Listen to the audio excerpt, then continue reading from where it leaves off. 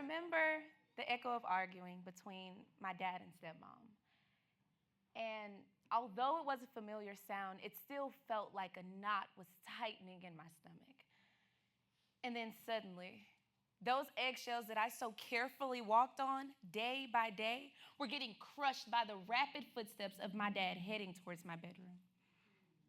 Then the door burst open, and the air was suffocating with unshed tears and unspoken threats. And in that moment, I knew I needed to make a quick decision. Was I going to stay and allow my dad to continue to physically and mentally abuse me? Or did I have enough, and would this be the time that I run without the security of knowing what's next? So, with my life and childhood dreams thrown into the hands of trusted Walmart bags, y'all know the ones we all got under that kitchen counter, I left.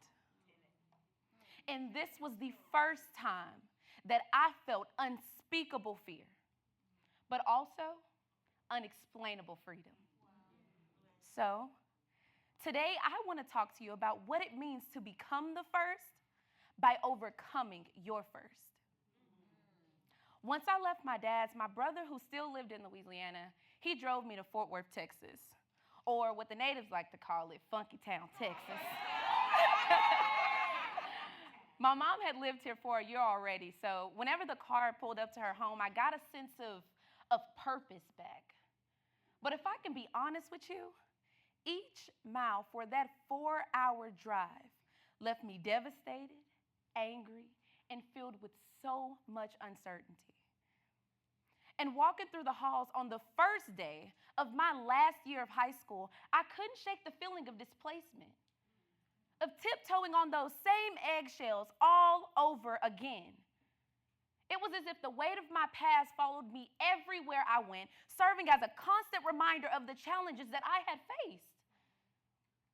But amidst all the turmoil, a glimmer of hope emerged in the form of a full academic scholarship to Texas Christian University.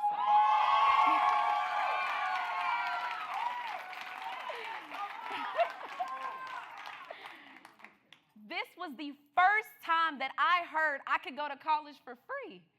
The first time that I felt I could beat the odds of my past, and the first time that I felt unstoppable.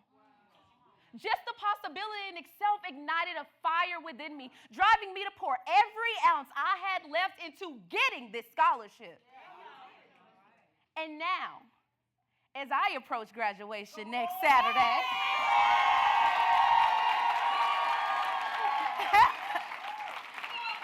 May 11th at 6 p.m.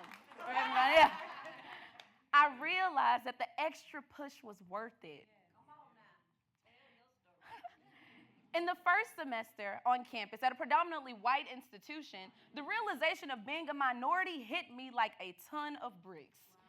Let me tell you, being a part of the 5% of African American students on campus and having the responsibility to advocate for your race, that can be tough.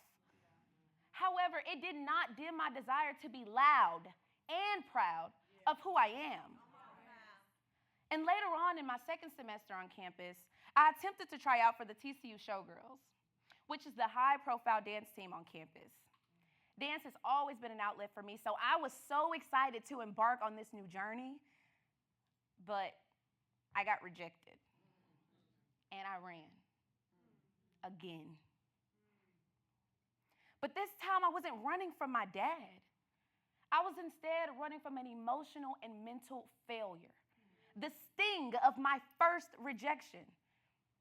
But here's what I learned, though.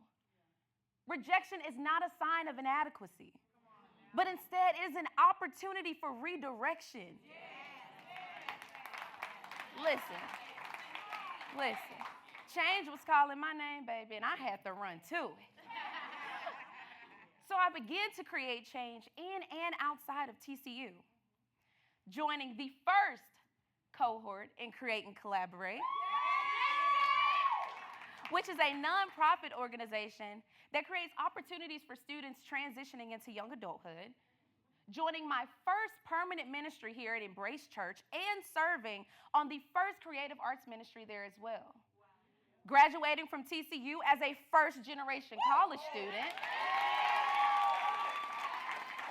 Hold on. And the last first was co-creating one of the first major-ed dance teams at a predominantly white institution in the state of Texas. Yeah. Known as the TCU Royal Divas, which is a high-profile dance team for minority students on campus. Yeah. We created our own seat at the table.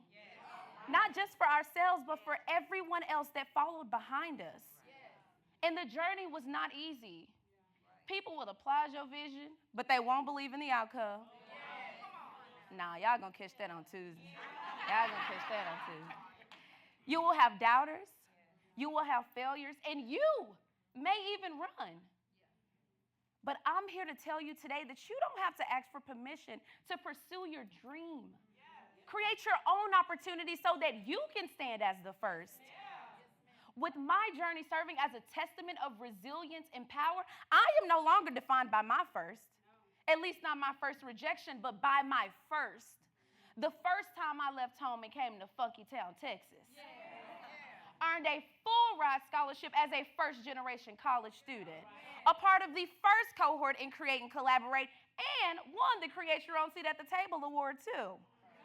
And co-created one of the first major-ed dance teams in the state of Texas. Embrace your journey in overcoming the first to become the first. Believe in your vision even when others doubt you. Let rejection fuel your determination and not diminish your spirit. For in conquering your first, you all become the first and a beacon of inspiration for generations to come. And y'all want to know why? The little secret? Because loud women lead. Thank you.